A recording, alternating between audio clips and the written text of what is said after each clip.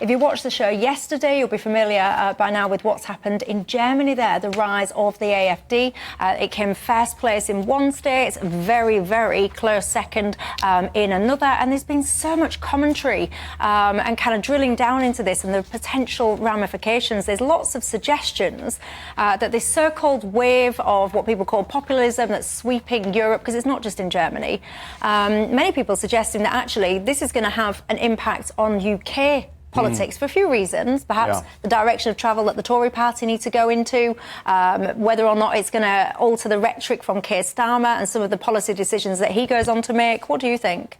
Well, I think it is, because national populism as a movement is attracting people who are utterly fed up with what we might call... Can you explain? I mean, you are a professor of this stuff, so if anyone's sitting at home going, what is national populism, Michelle? Can you just tell them?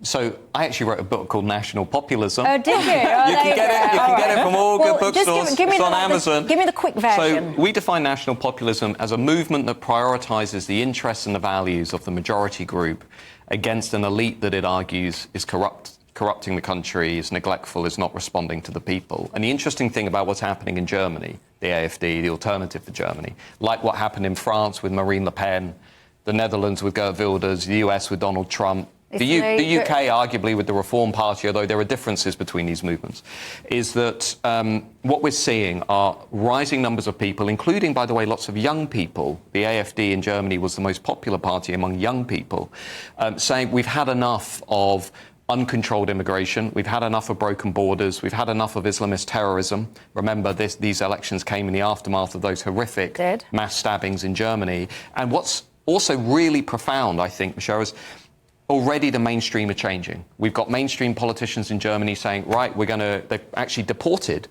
Afghan and Syrian criminals out of Germany. The centre-right is saying we want a blanket ban now on some illegal migrants. I think what these parties are going to end up doing, and I've been watching them for 20 years, they're going to end up pushing the entire system further to the right on this immigration question because elites have not been listening to voters on this issue.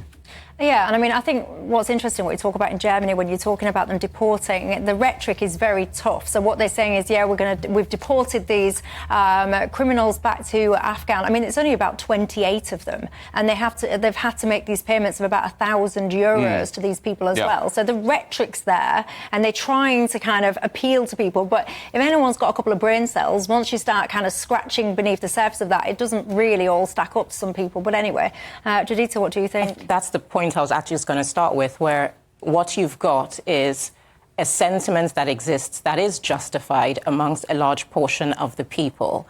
And what you need is somebody who's kind of going to be a lightning rod that's going to speak to how they feel. But how is that going to translate into actually effective governance or power? That's a different discussion. So what you have with these parties like the Brothers of Italy or the National Rally and so on, some parties which have roots in fascism, you will always find with politics that the leaders, to be effective to gain power, you have to fluctuate. You play to one side to galvanize the party, you play to another side to galvanize the people. Any effective leader, whether you are left or right, at some point, it's almost like what Biden said when he won the election against Trump. He said, even though I represent one party, I'm going to be a president of all people. To do that, you must gravitate towards the centre because it shows you're effectively being pragmatic enough to recognise the sentiments of all people. You do not play to just one party because the country isn't populated by people who only support one party. So saying that, oh, you want someone who's going to be a leader that only represents you, that's not how leadership works. Leadership is universal. So to be practical and to function properly, you have to have a universality in your approach. And what do you think about this notion then, where you've just been explaining about the wants, needs, desires or whatever of the majority group, and sometimes that is chipped away, and it seems to be that every single minority group in the entire land, the needs and wants and desires of that group is prioritised over the main majority. What would you say to that? Do you think there's any truth in that sentiment? I don't think that it's being prioritised. What's happening is the sentiment you have, it has to be pointed enough to be practically resolved. Because what you'll have is, most like the average person, I'll say how I feel about something.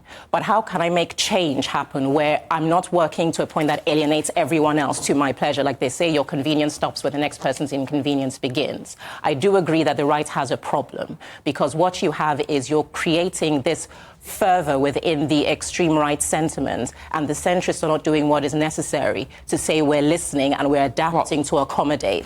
But as far as the left goes, what you've seen even in Germany or with Marine Le Pen, when it gets to a point where they feel you are a threat, they say the enemy of my enemy is my friend. The rest will rally around to mount a defense against you. It may not be effective long term, but what they're showing is that when you act a certain way that is so alienating of so many other people, all those others will work together to fight against you. Can I just come in briefly? Because I think sometimes when we talk about these policy issues, we're led to believe they're minority positions. But, if you look at the UK as an example, we had polling by YouGov this week that shows 67% of Brits want to increase the deportation of illegal migrants out of the country. We've got 2/3 of the country saying immigration has been too high over the last decade. We've got record low numbers of people feeling as though immigration overall has been good for Britain's economy, public services, and the NHS and so on. And I think what we're seeing here is basically an elite class that has radicalised over the last 15 years, has basically defined itself through its liberal values, its liberal views. It likes to say nice things about immigration. It likes to be openly liberal because it wins more status points among other members of the elites because they don't really have to live with the consequences of these decisions. I mean, if you are, belonging to, the political class, chances are your life's pretty good and you're not really going to suffer the consequences of some of these disastrous policy decisions. But most of these parties are tapping into views that are held by large majorities of people in Europe. And the elite find this really threatening. They find it uncomfortable, which is why they instinctively then rush to censorship as an answer. So you see Keir Starmer saying, well, let's narrow this marketplace of ideas. Let's shut down this public square. Let's have, non-hateful... non-crime hate incidents. Let's have legal but harmful speech. Let's control the conversation. And many people are saying, well, actually, what we want are just, we want lower levels of immigration, we want strong borders, and we want foreign nationals removed from the country. Like, we've had a discussion about prisons over the last 3 weeks. Here's one thing we haven't discussed. We've got 10,000 foreign nationals in our prisons. Why don't we remove those folks from the prison so we can have some more space for actual criminals and keep actual criminals in prison? I just find it so peculiar that so many governments, it seems like globally, this is a global issue, point blank refuse to acknowledge people's concerns on this core topic for so many people. And anyone that watches my show regularly, you'll hear me repeat this saying all the time. But I believe that censorship is the midwife of extremism. So when you censor people's, what I would argue, legitimate concerns, you don't make those concerns disappear. People don't wake up one day and say, well, Keir Starmer's told me I can't think that, so I better not think it. Those concerns don't go away. What happens is you bury them and bury them and bury them. People go, well, maybe I shouldn't say that. Some voice pops up over here that then starts reflecting your thoughts, albeit perhaps a bit more extreme than you started off. And then you start gravitating. So you do find yourself pulled to more extreme positions, which it should never have been the case, because legitimate concerns, particularly around safety, Judita, we talk about this often. If you live in, say, I don't know, Hartlepool, where you've just seen that this random dog walker was killed by someone who shouldn't have even have been in the country in the first place, you're going to therefore potentially be concerned about, well, are we safe here? What safety checks have been done on people, so on and so forth. But you're not even allowed to say that anymore, potentially. No, I think I completely agree that there are certain things that I don't even understand how to wrap my head around the way political leaders are approaching it, because it seems so counterproductive. There are justified concerns around safety. There are justified concerns around immigration.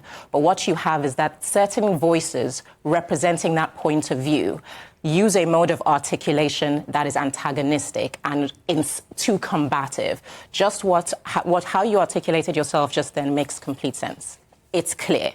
It's pointed. These are where the problems lie. This is what you should address. Most people who are riling up sentiment don't speak the way you do. And so a perception is projected. It's kind of like what they say about minority groups. The people who shout the loudest tend to be the most extreme and give a perception that that's how everyone else feels when they don't. If you speak to a lot of ethnic minorities, they think the same way and say, I feel unsafe here. That's true. I am worried about this. Immigration troubles me there because I've said there are different kinds of immigration. immigration. Students who come here, skilled workers who come here, come for a purpose, do a job, earn a wage, pay a tax. Many of them intend to retire and go back home, look after their elderly families. There is a trajectory for their existence here. It's not all immigration, but what we will have is people putting out a clarion call that immigration is wrong, and then the rest of people hear that and go, wait, that doesn't apply to me. You've created enemies instantly. Be pointed in your rhetoric around where your discontent lies, and you'll have a more productive move towards change.